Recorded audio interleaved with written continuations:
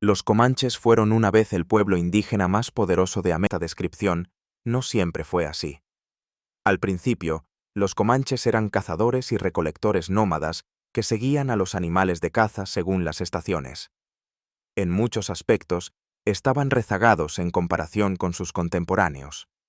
Mientras el imperio azteca construía impresionantes ciudades y los iroqueses desarrollaban una civilización avanzada, los comanches no edificaban asentamientos ni tenían una estructura establecida. Tampoco eran especialmente agresivos, lo que podría deberse a que no se destacaban como guerreros.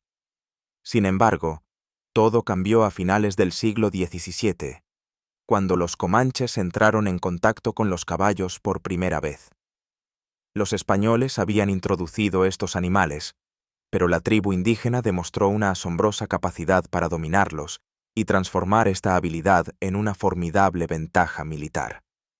Durante el siglo siguiente, los cazadores y recolectores de la Comanchería se convirtieron en un imperio guerrero dominante y agresivo, todo gracias a su maestría en domesticar, entrenar, montar y luchar a caballo. En lugar de tribus sedentarias contra las que se había luchado en el oeste había tribus nómadas y jinetes, y eso lo cambió todo. Para una tribu que comenzó como un pueblo relativamente pacífico de cazadores y recolectores, la transformación de los comanches en una potencia militar fue total. Una vez que dominaron el uso del caballo, su cultura se centró casi exclusivamente en la guerra. La sociedad comanche era extremadamente limitada como consecuencia de esto. No tenían una estructura religiosa ni muchas organizaciones sociales. No producían bienes ni generaban arte. Desde la infancia, los niños aprendían a montar, cazar y luchar. Toda su vida giraba en torno a estos tres aspectos. De hecho, los comanches han sido comparados con los espartanos por su enfoque casi absoluto en la guerra. Los comanches se convirtieron en una fuerza de violencia contra la que nadie podía resistir. Luchaban contra todos los que entraban en contacto con ellos, y manos indígenas, y particularmente eficaces en su eliminación. Expulsaron sistemáticamente a otras tribus de las llanuras centrales, obligándolas a buscar nuevas tierras donde asentarse. De hecho, los comanches estuvieron muy cerca de aniquilar por completo a la nación apache. En una serie de conflictos brutales, sus guerreros derrotaron a la tribu más débil, lo que llevó a los desesperados apaches a pedir protección a los españoles. Como resultado, varios de los grandes clanes dentro de la nación apache desaparecieron por completo. Pero los apaches no fueron los únicos. Los comanches infligieron grandes daños a los pawnees, osayes, pies negros, kiowas y tonkawas. Fue denominado por los españoles como la Comanchería, y creció a una velocidad asombrosa. Tras transformar toda su sociedad en una máquina de guerra nómada, los comanches iniciaron su ascenso al poder como los señores de las llanuras. Durante aproximadamente 150 años, desplazaron sistemáticamente a tribus rivales, conquistaron tierras y sometieron a todo aquel que no mataban. Cuando los colonos estadounidenses avanzaron hacia el oeste a mediados del siglo XIX y finalmente se encontraron con la Comanchería, esta era enorme. Los comanches controlaban alrededor de 250.000 millas cuadradas, que incluían lo que más tarde serían Colorado, Kansas, Oklahoma, Nuevo México y Texas. También tenían vasallos, alrededor de 20 tribus que reconocían la supremacía comanche. Según el historiador Pekka Hamalainen, esto convierte a la Comanchería en algo más que una simple tribu o nación indígena.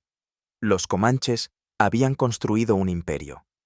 Conquistaron territorios, absorbieron otras etnias y culturas, impusieron sus propias estructuras políticas y militares y negociaron como una entidad unificada. De hecho, el imperio comanche era más poderoso y avanzado que muchos de los imperios europeos de la época. Esta es la razón por la cual los intentos de colonización por parte de españoles, franceses y estadounidenses se vieron frustrados cada vez que se enfrentaban a la Comanchería. Lo más sorprendente de la historia estadounidense es que los conflictos entre los comanches y los Estados Unidos rara vez se describen como guerras. Pero asegúrese de esto, los comanches libraron una guerra contra Texas que duró casi 40 años. Los tenemos en fuga. No esté tan seguro. Me parece un viejo truco indio. El conflicto comenzó cuando Texas aún estaba bajo dominio español, continuó cuando se convirtió en una nación independiente y persistió incluso después de su anexión a los Estados Unidos. De hecho, los Texas Rangers fueron creados en parte para defender a los colonos de los ataques comanches y rápidamente adoptaron el enfoque de guerra total que practicaban los guerreros indígenas. Pero durante décadas, Texas no pudo detener a los comanches. De hecho, la tribu expandió su territorio varias veces dentro de Texas. Solo cuando el estado se unió a los Estados Unidos y el presidente Ulysses S. Grant hizo de la lucha contra los comanches una prioridad nacional, finalmente fueron empujados de vuelta. Esto desató una serie de eventos que culminaron en su derrota definitiva en la década de 1000. Cuando Quanah creció, la nación comanche estaba en sus últimos estertores, y él estaba destinado a convertirse en su último gran líder. Como joven guerrero, Quanah era la encarnación de la valentía y la ferocidad comanche. Aunque aún muy joven para ser jefe, Quanah, en 1871, a la edad de solo 19 años, lideró una serie de violentos asaltos contra tropas americanas. En 1874, Quanah reunió a 300 guerreros comanches y lanzó un último ataque contra las fuerzas americanas que invadían la Comanchería. El jefe tenía la intención de expulsar a los americanos para siempre, como los comanches siempre lo habían logrado. Atacaron un puesto comercial llamado Adobe Walls, donde unos 28 cazadores habían encontrado refugio. En lugar de una victoria impactante, se convirtió en una lucha tenaz. La beligerancia duró 5 días y terminó con la retirada de los indígenas. Los comanches continuaron sus asaltos y matanzas, y las tropas americanas los persiguieron, quemaron sus provisiones y mataron a sus caballos. Esto quebró la columna vertebral de la nación comanche, y Quanah llevó a sus guerreros sobrevivientes a la capitulación y aceptó trasladarse a una reserva. Quanah se mostró como un líder pacífico, popular y capaz. Pasó el resto de su vida sirviendo a su pueblo como jefe pacífico de la nación comanche.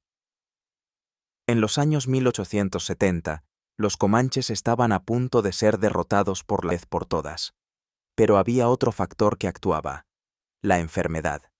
Como muchos otros pueblos indígenas, los comanches fueron víctimas de enfermedades como la viruela y el cólera, cuanto más comerciaban y entraban en contacto con los colonos americanos.